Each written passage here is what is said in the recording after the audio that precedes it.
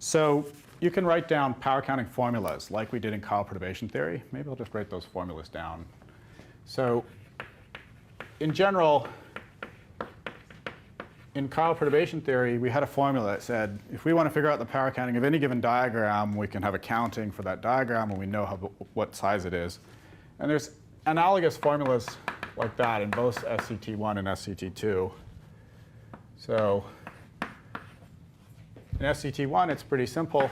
You say you have something that's order lambda to the delta, then delta, the formula for it is the follows.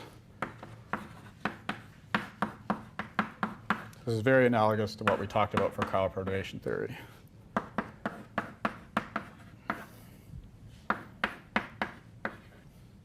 So these guys here are vertices that are purely ultrasoft. And if you have purely ultrasoft vertices, you're subtracting 8 because the measure of the ultrasoft particles is 8. I'm not deriving this for you. I could, but I think it's fairly intuitive. So if you think about the lowest order Lagrangian, say psi bar ID slash psi for ultrasofts, this would already be something that's lambda to the 8. And this is then leading order, so you subtract 8. And this guy here is the rest. This is sort of anything mixed or purely collinear.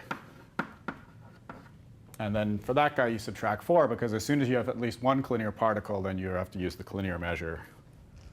And so here, some operator like c bar n dot dc was order lambda to the 4. So you subtract 4, and that's leading order. And so what this formula allows you to do is really just, you do power counting entirely in terms of vertices. You never have to power count measures for loops or power count propagators. You just count vertices. So if you want to know how big a time order product is, and it's a time order product of an L3 with an L2 with this kind of setup, this will be basically, you count this as lambda 5.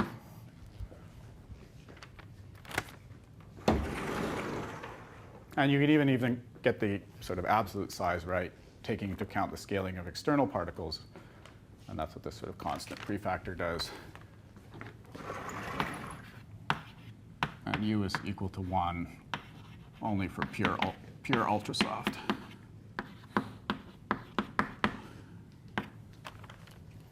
Otherwise, it's 0. OK, so there's formulas like this. And there's an analogous one in SCET2, which is a little more complicated. But it allows you just to have a power counting where you can just power count Lagrangians or operators. O1 with L1, and then that's lambda squared, without having to worry about kind of what propagators do I have in this time order product, what loops do I have. You never have to ask those questions. You just have power counting at vertices. And that makes things quite easy.